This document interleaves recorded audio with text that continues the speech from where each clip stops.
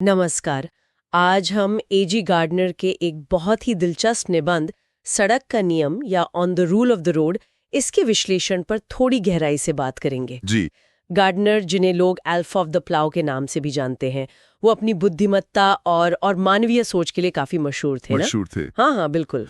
British पत्रकार और निबंधकार, और उनका लेखन वाकई सोचने पर मजबूर करता है। तो आज की ये चर्चा, इसका मकसद है गार्डनर के इस विचार को समझना कि भाई ये जो व्यक्तिगत स्वतंत्रता है और जो समाज की व्यवस्था है, इसमें तालमेल कैसे बैठे।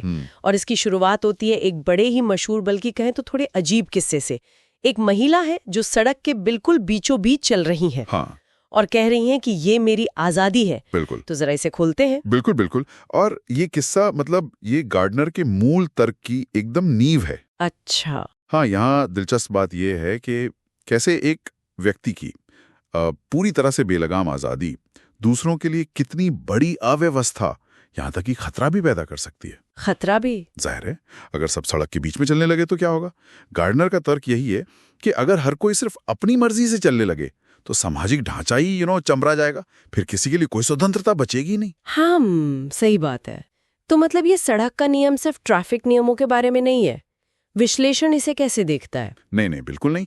विश्लेषण इसी बात पर जोर देता है कि गार्डनर इसे एक बहुत शक्तिशाली प्रतीक के रूप में इस्तेमाल करते हैं। प्रतीक? किस चीज का? ये समाज के उन सभी नियमों का प्रतीक है, लिखे हुए भी और जो लिखे नहीं हैं वो भी, जो व्यवस्था बनाए रखने और सबकी स्वतंत्रता सुनिश्चित करने के लिए जरूरी हैं। सबकी? अच्छा।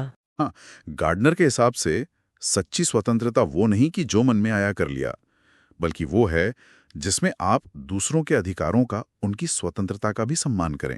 ये लिबर्टी और लाइसेंस के बीच का वो महीन सा फर्क है। हाँ, ये लिबर्टी बनाम लाइसेंस वाला बिंदु बहुत अहम है।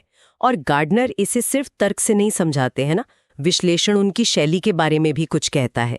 उनका वो किस्सा सुनाने वाला अंदाज। निश्चित रूप से विश्लेषण ये दिखाता है कि उनकी शैली ही उनके तर्क को इतना असरदार बनाती है।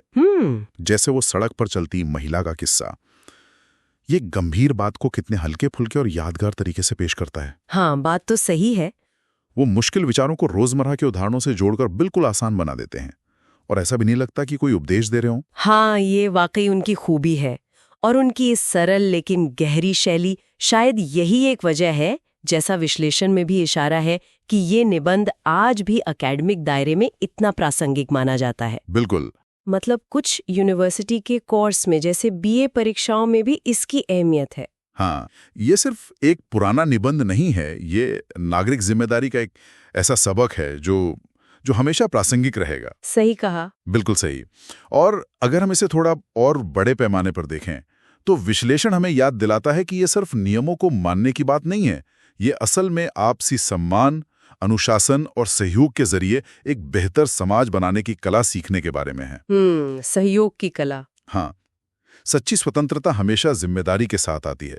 वो कहावत है ना, आपकी आजादी वहीं खत्म हो जाती है जहां दूसरे की नाक शुरू होती है। हाँ, बिल्कुल। तो इस पूरी बातचीत का सार क्या है, निचोड़ क्या निकलता है? देखिए, गार्डनर का सड़क का नियम हमें बार बार यही याद दिलाता है कि जिम्मेदारी के बिना स्वतंत्रता खतरनाक है, वो अराजकता बन सकती है। सही है। एक अच्छे व्यवस्थित समाज के लिए हमें मिलकर रहना सीखना होगा, एक दूसरे का ध्यान रखना होगा।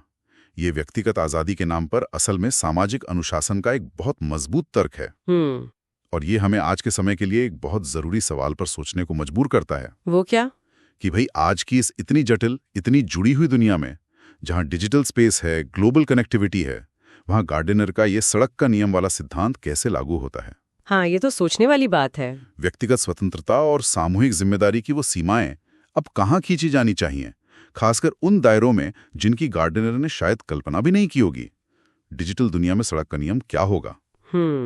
ये वाकई एक अहम सवाल है जिस पे सोचना चाहिए।